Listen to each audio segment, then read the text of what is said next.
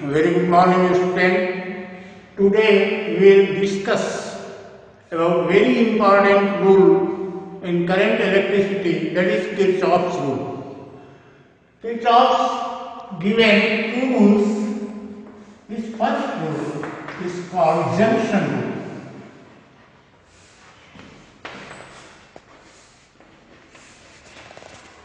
Junction. Junction कहते किसको हैं? जैसे ट्रेन, जितनी ट्रेन आती है जंक्शन पे उतनी ट्रेन जंक्शन से चली जाती है। मतलब जंक्शन पे आने वाली ट्रेन प्लस जंक्शन पे जाने वाली ट्रेन आपका जीरो मिलता है। ठीक उसी तरह से algebraic sum of all of the current meeting at a junction is zero. Algebraic sum, if I1, I2, I3, I4, I5 are currents at the junction O, then algebraic sum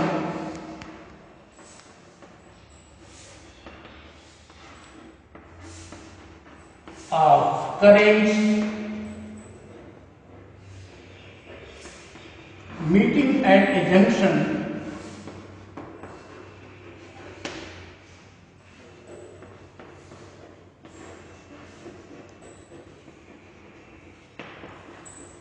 is zero. अब यहां हम लोग लिख सकते हैं summation I equal zero. अब आप कह सकते हो कि I1 plus I2 plus I3 plus I4 plus I5 ये सब जीरो कैसे हो जाएगा, क्योंकि दो सबका मैग्नीट्यूड अगर आप लेंगे तो जीरो तो नहीं होगा। लेकिन हम लोगों ने कहा कि अलजेब्राइक सम मतलब जो करेंट जंक्शन की तरफ आ रही है, current coming towards the junction is written with positive sign. Current coming towards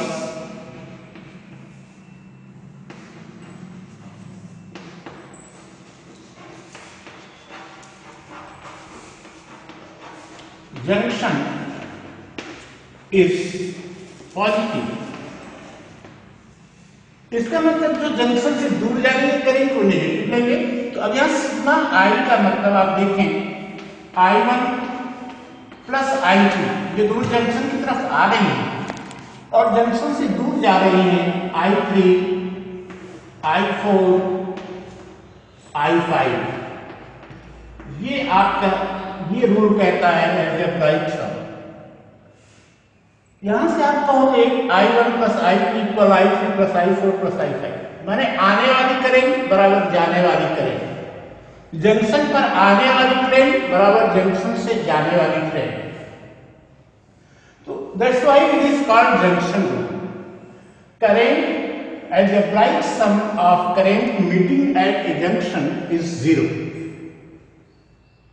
अब यहाँ स्टूडेंट क्या कंजर्व्ड है?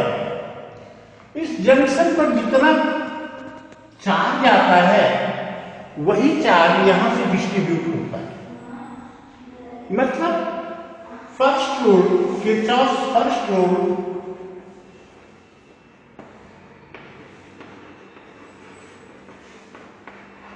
junction rule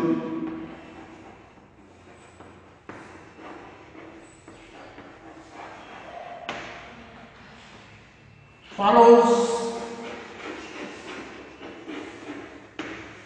law of conservation of charge।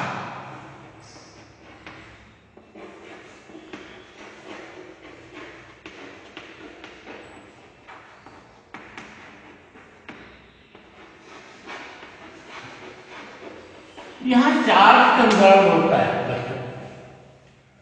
तो ये किरचॉफ का पहला रूल था, किसी भी जंक्शन पर मिलने वाली समस्त करंट का अलजेब्राइक सम जीरो होता है।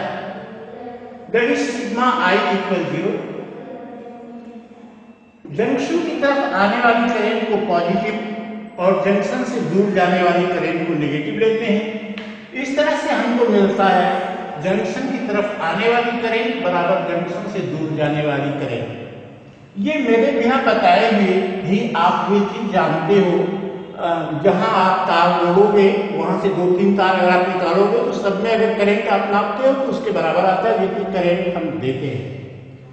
यही किरचॉफ का जंक्शन रूल बोला जाता है। यहाँ चार्ज कंजर्व होता है, ये law of conservation of charge यहाँ आपका फॉलो होता है। जो दूसरा लॉ है वो दूसरा रूल है is very important for examination point of view, because question पूछे जाते हैं किरचॉफ सेकेंड लॉ पे। सर्किट में आप ये न्यूमेरिकल टाइप आते हैं क्वेश्चंस, तो ये दूसरा रूल इसका जो है वो लूप रूल बोला जाता है। ये सेकेंड रूल इस loop rule. In any loop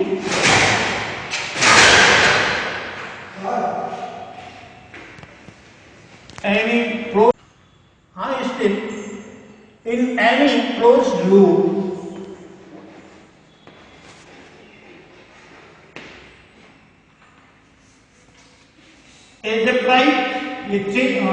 algebraic sum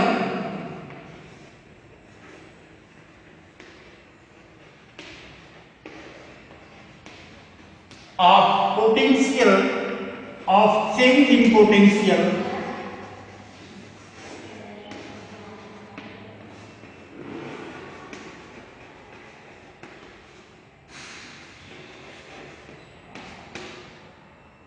involving resistance and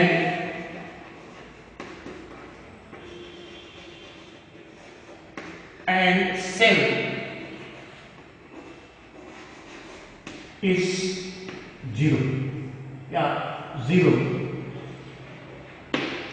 ये लूप रूल कहता है in any closed loop algebraic sum of change in potential involving resistance and cell is zero।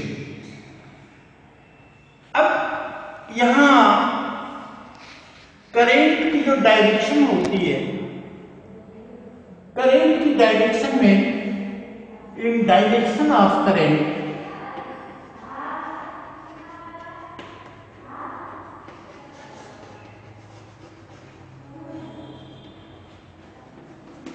product of current and resistance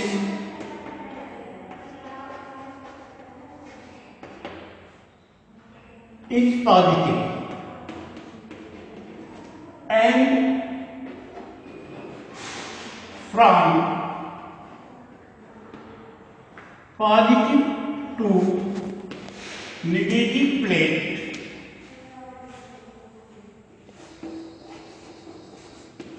EMF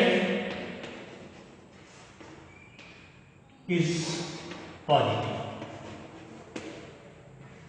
इसका मतलब अगर current की direction में हम चलते हैं तो रेजिस्टेंस और करंट का जो मल्टीप्लिकेशन है वो पॉजिटिव लेंगे, उसकी अपोजिट डायरेक्शन में ये नेगेटिव हो जाएगा। और जो ईएमएफ होगा वो पॉजिटिव से नेगेटिव प्लेट की तरफ अगर हम चलेंगे तो वो पॉजिटिव होगा, नेगेटिव से पॉजिटिव प्लेट की तरफ चलेंगे तो वो नेगेटिव होगा। यह क्योंकि पोटेंशियल है इसलिए यहां जो कंजर्व होता है इट फॉलोज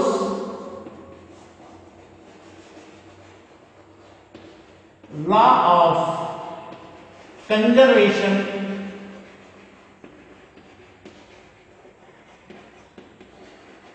ऑफ एनर्जी। यहां एनर्जी कंजर्व होती है बच्चों। एक एग्जांपल के द्वारा इसको हम लोग देख लें तो इस पे न्यूमेरिकल हम लोग कल करेंगे। एग्जांपल आप देखिए इसका,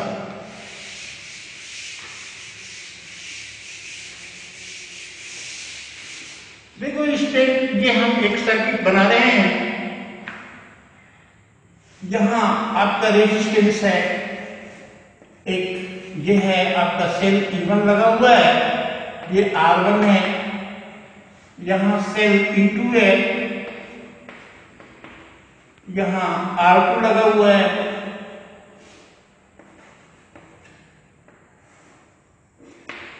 यहां आपका R3 लगा हुआ है।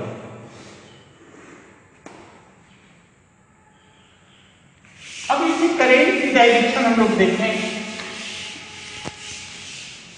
करंट की डायरेक्शन आप देखें, यहां ये I1 आपकी ऐसे आएगी, यहां से I2 इस स्टेज से चलेगी, इस जंक्शन पर जब आएगी तो ये I3 मिलेगा आपको, I3 equal I1 plus I2, junction दूर से जंक्शन की तरफ आने वाली करंट बराबर दूर जाने वाली करंट, ये R3 है। इस जंक्शन पे जब करंट आएगी तो I1 इधर चली जाएगी और I2 इधर चली जाएगी। फर्स्ट लूप में हम लोग देखें, ऐसे चिन्ह हम बना लेते हैं, इससे ये प्रदर्शित होता है कि हम कैसे चल रहे हैं लूप में। ये सेकेंड लूप है। इन फर्स्ट लूप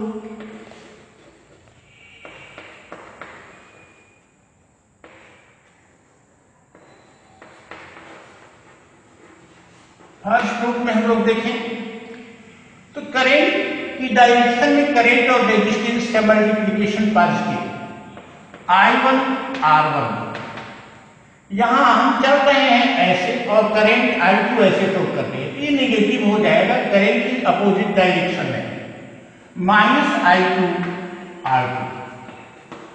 रेजिस्टेंस और करंट का प्रोडक्ट तो हो गया। अब नेगेटिव प्लेट से पॉजिटिव प्लेट की तरफ क्या होगा, नेगेटिव होगा, पॉजिटिव से नेगेटिव पॉजिटिव होगा। तो यहां नेगेटिव से ऐसे चल रहे हैं तो नेगेटिव टू पॉजिटिव की ये -E1 हो गया, और ये पॉजिटिव टू नेगेटिव हम चल रहे हैं ऐसे, चलना हमको ऐसे है, तो पॉजिटिव टू नेगेटिव तो ये पॉजिटिव हो गया, ये कह रहा है कि 0 होगा। मतलब ये रिलेशन बना हम लोग का I1 R1 minus I2 R2 equal E1 minus E2। In second loop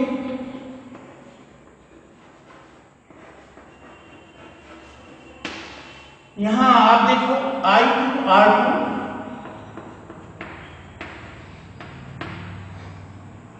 फिर plus I3 R3 minus E2 equal 0, और I2 R2 plus I3 R3 equal E2। ये इस तरह से हम अप्लाई करेंगे किरचॉफ लॉ। एक बार फिर देख रहे हैं, ये आपकी सर्किट है बच्चों, ये दो लूप बना हुआ है, पहला लूप दूसरा लूप, इससे I1 करंट चल रही है और इस सेल से I2 करंट चल रही है। जब इस जंक्शन पर आ रही है ये I3 करंट निकल रही है, मतलब I3 equal I1 plus I2। In first loop I1 R1 minus I2 R2 minus E1 negative to positive plus E2 positive to negative equal 0, और I1 R1 minus I2 R2 equal E1 minus E2। Second loop में I2 R2 plus I3 R3 current की direction में, और ये negative से positive जाएंगे तो minus होगा, माइनस E2 इक्वल 0। तो इस तरह से we apply Kirchhoff's first and second loop. Tomorrow we will see some questions based on Kirchhoff's law. Thank you. Have a nice day.